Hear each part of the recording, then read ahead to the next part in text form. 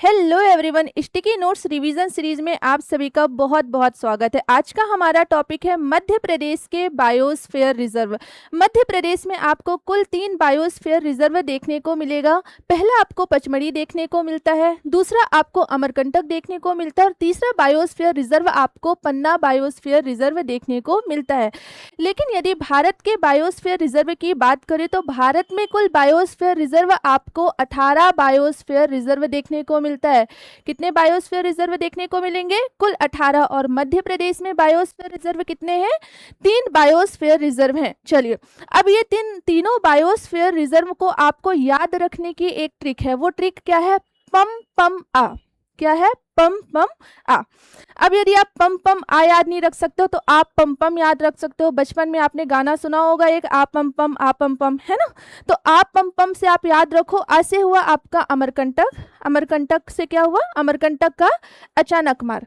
पम से हुआ आपका पचमढ़ी और एक पम से हुआ आपका पन्ना। तो याद कैसे रखना है? आप पम पम या पम पम आप, पचमढ़ी, पन्ना और अमरकंटक। चलिए, पहला आपका बायोस्फीयर रिजर्व है पचमढ़ी बायोस्फीयर रिजर्व।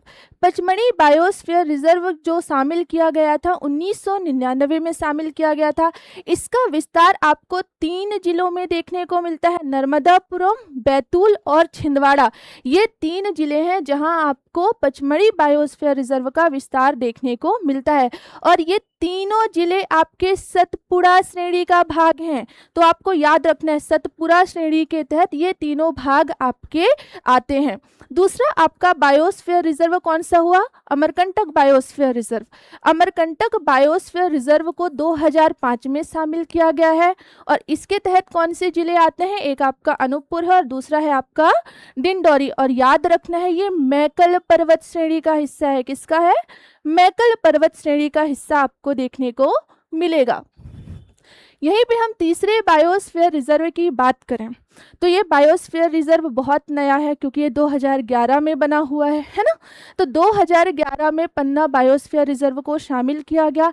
इसके विस्तार की बात करें तो आपको ये पन्ना और छतरपुर जिले में इसका विस्तार देखने को मिलता है। कहाँ मिलता है? पन्ना और छतरपुर जिले में। आपको पता है पन्ना में एक नेशनल पार्क है, पन्ना नेशनल पार्क। वहाँ से कौन सी नदी गुजरती है? केन नदी।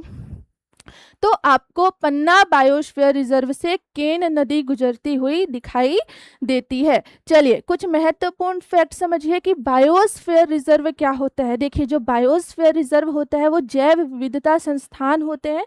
यहाँ पे अनुसंधान शिक्षा का कार्य किया जाता है और ये बायोडायवर्सिटी को प्रोडक्ट करते हैं। क्या करते हैं? बायोडायवर्सिटी को प्रोटेक्ट करते हैं, पर्यावरण के लिए बहुत महत्वपूर्ण होते हैं। जैसा कि मैंने आपको बताया कि भारत की यदि बात की जाए तो भारत में कुल आपको 18 बायोस्फीयर रिजर्व देखने को मिलेगा। चलिए, यहाँ इस सीरीज में बने रहने के लिए आप सभी का बहुत बहुत धन्यवाद। इसी प्रकार सीरीज में बने रहिए और बने रहने के लिए आपको करना होगा इस चैनल को सब्सक्राइब। So subscribe now.